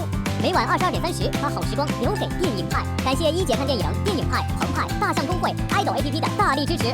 想看点没播的，选手自己怼自己吗？每周5、周6，奇葩说上蹿下跳等你。奇葩自成一派，投屏无需等待。看奇葩说5就用投屏神器爱奇艺电视果，上奇秀直播，打破距离，和更多会说话的人真情实感的 BB。下载爱奇艺纳豆 APP， 不怕你太奇葩，就等你敢说话。加入奇葩说泡泡圈，参与讨论。爱奇艺泡泡社区，泡剧、泡圈、泡 idol。好好学习，多多益善。善于学习的宝贝们都在用善备，善始善终，才能事半功倍哦。光看不过瘾，一起来石墨文档在线辩论吧！看奇葩说上京东到家，参与双11，全场5折，还有大额红包，万天好物1小时抢先到家。感谢新浪微博、新浪新闻、新浪娱乐、搜狐娱乐、人民网娱乐、安全网娱乐、网易新闻、便利新闻、橘子娱乐、澎湃新闻、地点资讯、中国日报官方微信、中国青年网、新闻网、360娱乐、盖饭娱乐、知乎、不哭问答、红豆 Live、QQ 信息部落。感谢本次首席合作官超级星饭团、梨视频 APP、精彩扮演内容平台埋堆堆 APP、花沙语 APP、搜索 APP、扇贝单词 APP、单身狗天气 APP、国美 APP、大街网 APP、多彩手账 APP、前程无忧补药教、爱过的姐妹、并且生求职 APP、Tila Tila 红豆 Live APP、至于 APP、Award APP、易直播 APP、韩丝 APP、菠萝 APP、环彩娱乐 APP、影视头条 APP、粉丝网、气头条 APP、Facebook、泛娱乐 APP、瑞丽 APP、月头条 APP、看看娱乐 APP、一直鱼 APP、极潮 APP、模板生 APP、新家 APP、微赞 APP、极客 APP、模板娱乐 APP、Dapper、杰克神赏 APP、茄子日报 APP、蜗牛睡眠 APP、幸福药妆 APP、看了网视频 APP、据说娱乐 APP、小白娱乐 APP、乳梦 APP、鱼丸 APP、一点连接 APP、美社 APP、引力资讯 APP、痛心 APP、新小班 APP、渔火娱乐 APP、眼课 APP、影视油条 APP、鸡毛娱乐 APP 的大力支持。打开爱奇艺，搜索《奇葩说》第5季，观看更多独家精彩视频。爱奇艺悦享品质。